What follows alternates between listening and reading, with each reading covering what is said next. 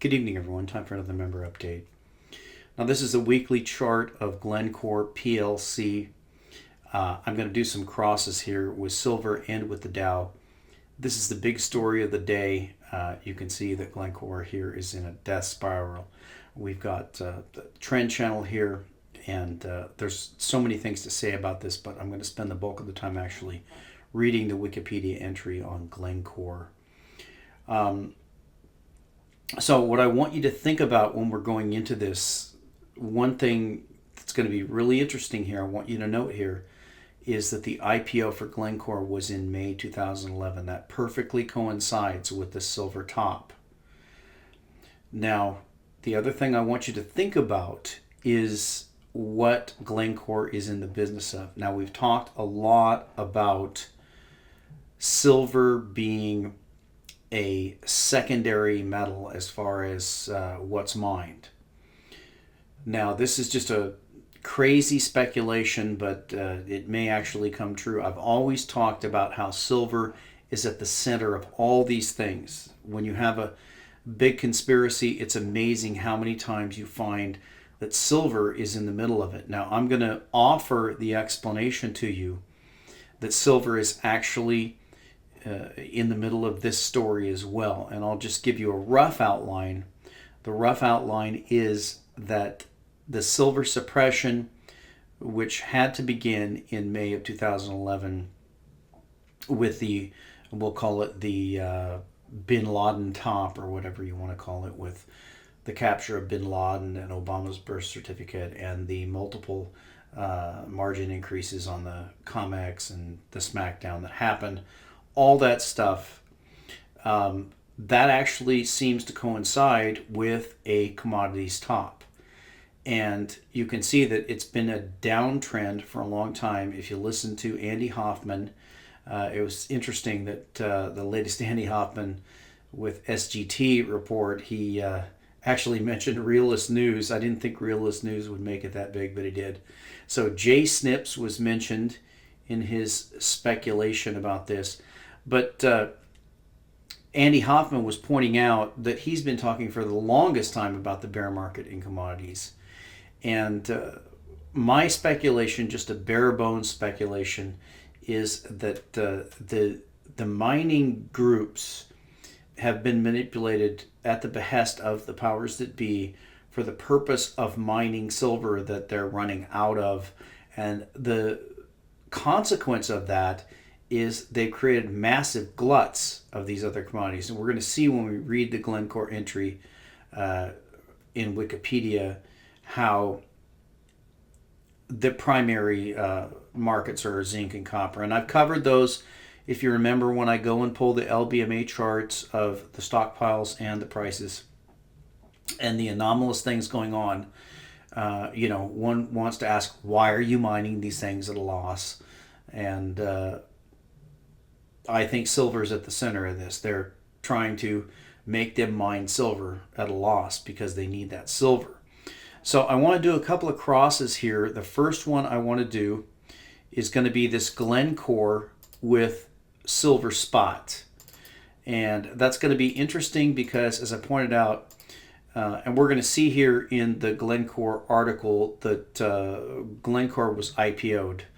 And that's another typical scam that they run, is to, when they're going to collapse something, they'll flip it to the public. And you can see here, we're going from a price of 500 and something on this Glencore IPO, and we're down now to 69. So we're talking nearly a 90% decline.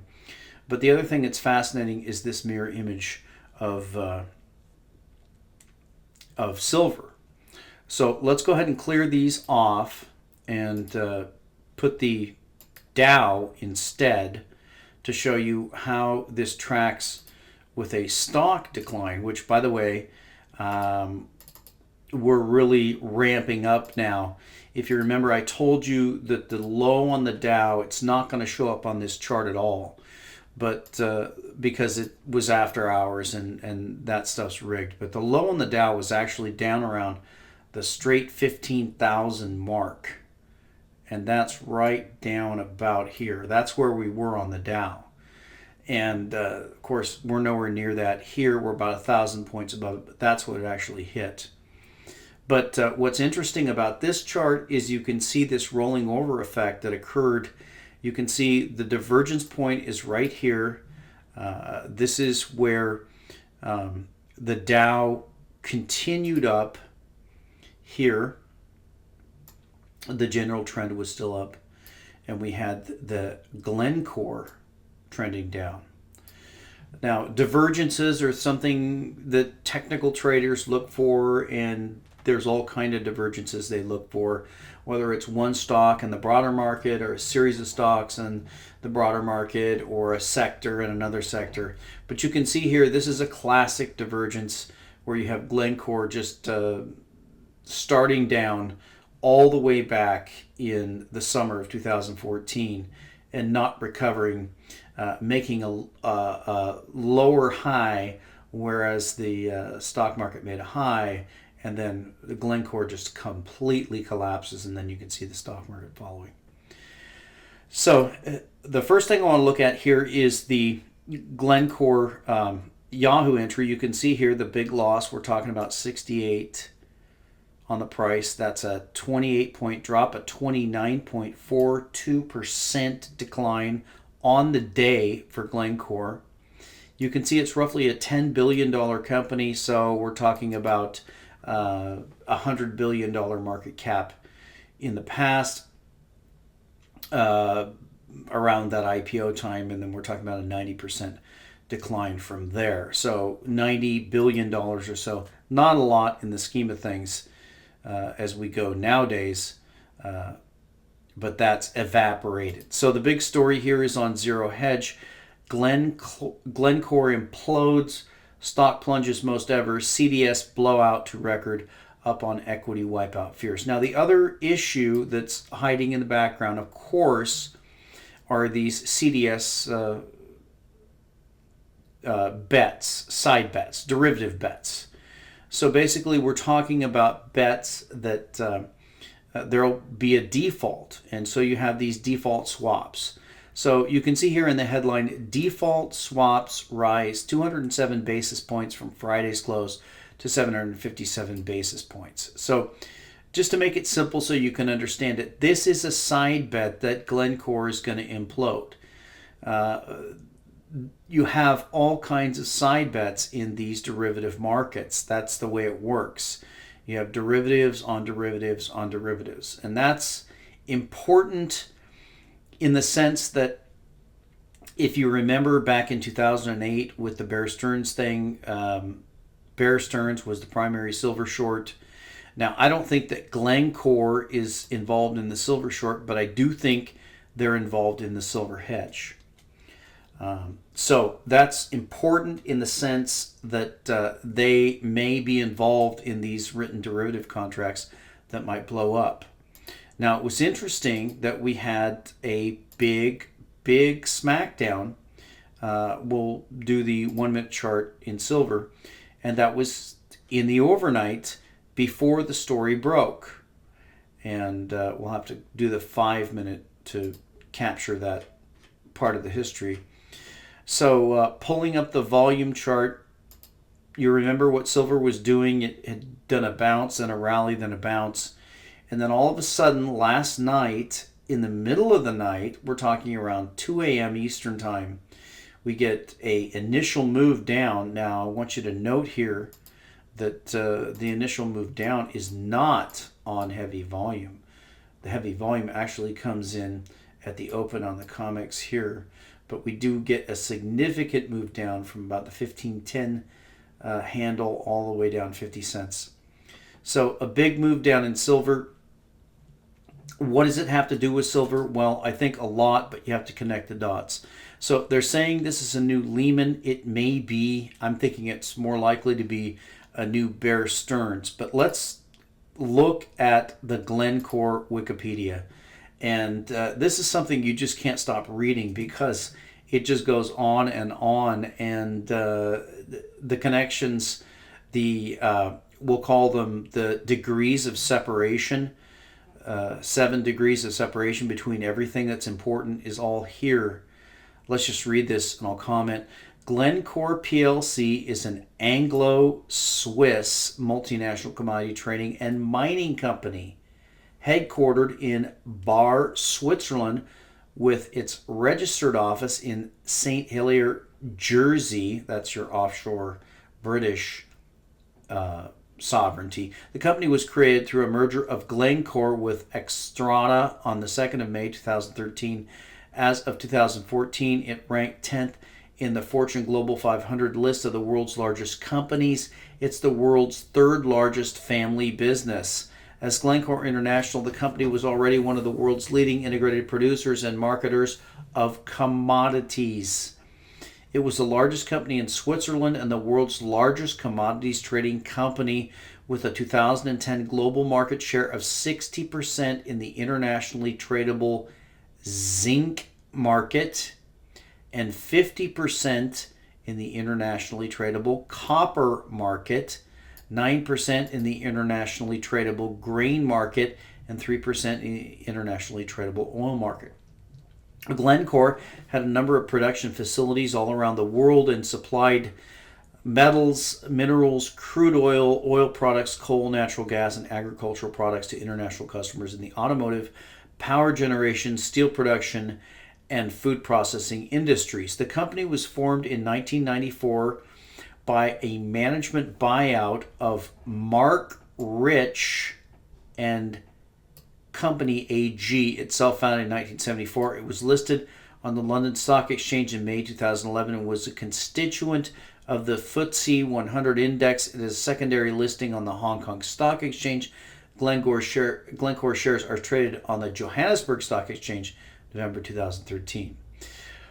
According to an Australian public radio report, Glencore's history reads like a spy novel.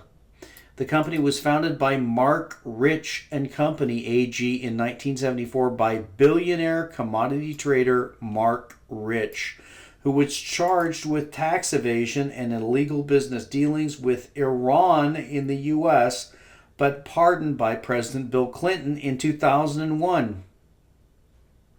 How was somebody pardoned by Bill Clinton in 2001? Wasn't his last year? No. I thought it was in 2000, but we'll go with that. I guess it was the day before he handed over the office. He was never brought before U.S. courts before his pardoning. Therefore, there was never a verdict on these charges. In 1993, commodity trading and marketing company Trafigura was split off from Mark Rich's group of companies as physical commodity traders, along with Trafigura. Glencore's main rivals in 2011 were identified as Vital and Cargill, amongst a number of others. In 1993-1994, after failing to control the zinc market, what does that mean? Failing to control the zinc market? Are they saying he was running a corner on the zinc market? Losing $172 million, its founder Mark Rich was forced to sell 51% stake majority share in his own company, Mark Rich and Company AG, to Glencore International, the commodities trading and industrial company. Glencore International had a 21-year relationship with its founder, Mark Rich. In 2005, proceeds from an oil sale to Glencore were seized as fraudulent in an investigation into corruption in the Democratic Republic of Congo. In 2011, an article by Reuters journalists described Glencore as the biggest company you've never heard of. The article described how Glencore and Dan Gertler partnered in Nicanor from 2007 until its final merger with Katanga Mining. According to Reuters, the Nicanor PLC acquisition was an example of Glencore's opportunistic, contrarian, well-funded investment approach, focusing on equity participation, controlling interest, and working upstream from trading relationships. The acquisition was the culmination of an 18-month deal-making in Congo. Now, I'm not going to go into Congo, but Congo is one of the most corrupt countries in the history of the world, with its president, I'm thinking Mugabe, but no, it was this other corrupt guy, billionaire, who extracted the wealth of this country. But Congo is the richest resource country in the world. There are areas that are not even explored. In the course of Congo events, Nicanor was merged into Katanga in late 2007, a transaction valued at $3.3 billion. In May 2009, Glencore announced it would manage Brazilian bankrupted agricultural products company Glencore. In early 2011, Reuters reports a speculation that after an initial public offering, Glencore could develop an interest in London Kazaa or Eurasian Natural Resources Corporation. Glencore said that, contrary to recent reports, it was not interested in bidding for the Under Fire Group. In May 2011, the company launched an IPO. There you go. May 2011, that is the month of the Silver Smackdown, valuing the business at $61 billion. Now, I showed you it's about a $10 billion market cap now, down about 90%, creating 5 new billionaires. Trading was limited to institutional investors for the first week, and private investors were only allowed to buy the shares from the 24th of May 2011. Associations with mining companies. Along with several other major coal producers, Glencore is also a large shareholder in Global Coal, the online physical coal trading platform. During the shareholder formation of Global Coal, Glencore suggested selling all their coal through the platform if other producers did the same. This notion was rejected, and the board of Global Coal also contains a number of power utility shareholders. Sound familiar? Sound like Enron? Relationship also exists with Century Aluminum Company, 44% economic ownership interest in the U.S. Glencore, partially subsidiary Minera Resources, a 70% stake in Australia's top 3 nickel producers, 8.8% in United Company Rusal, Russian aluminum giant that went public in 2010. In mid-2011, Century was called one of the most harrowing stocks of the past few years, but identified as a risky but potentially profitable investment for the future. The initial public offering. When the commodities group Glencore International made its IPO in May 2011, the Silver Smackdown, London and Hong Kong valued at $60 billion, it was obliged by IPO regulations to provide a prospectus. The 1,637-page document revealed invaluable information about this private company that has remained discreet for 37 years. With the IPO, Glasenberg shares would fall from 18.1% before the IPO percent to 15.8% after the offering. Daniel Mate and Telis Mystikidis zinc, copper, and lead co-directors would fall from 6.9% to 6%. Glencore, the mining to trading giant, went public to raise gross proceeds of around $10 billion, according to Reuters. Glencore is known for its opportunistic but lucrative acquisition strategy. You can see here we've got the UAE, we've got Xstrata, we've got financial and accounting manipulations, we've got dealings with rogue states, we've got investments in Colombia, Ecuador, Zambia, the Congo. So this is like a who's who of precious metals and base metals scam stories. It's unbelievable. And the bottom line is that Glencore is crashing. It's cratering. The company is in a death spiral. What I like to call a red candlestick death march. That's what you get if you were around when I was around back in the day when Enron and WorldCom and many of the NASDAQ bubble stocks, of course, those were before that, but it was a red candlestick death march. You can see here, here's the daily candlestick here, 94 million shares traded, starting at 100 down to 75, so massive losses. This thing's going to zero. What is the impact? What are the implications of this? Well, is it a Bear Stearns? Is it a Lehman event? We don't really know at this time. It is a massive event, and it has to do with players connected all across the globe with, as Andy Hoffman has described, the collapsing commodities complex. It has to do with silver, in my opinion, because silver was smacked down at the very point when this Glencore grab happened back in May of 2011. So I'm going to call this the Glencore grab. I don't know who's behind it and what's going on, but it's an enormous story. It has to do with mining of base metals and all of the derivative cross contracts. You know that the bottom line is that there's an enormous number of derivative contracts written on these physical commodities. And if we get a counterparty default, if we get one of the major players defaulting, then we get a trigger of all the CDS, CDOs, all the derivative contracts that are written on that. We showed you from Zero Hedge how the basis on those is spiking through the roof. So this could be the trigger. It might be a Lehman, it might be a Bear Stearns, it could be an event that just ricochets through the entire complex. And we'll talk to you next time.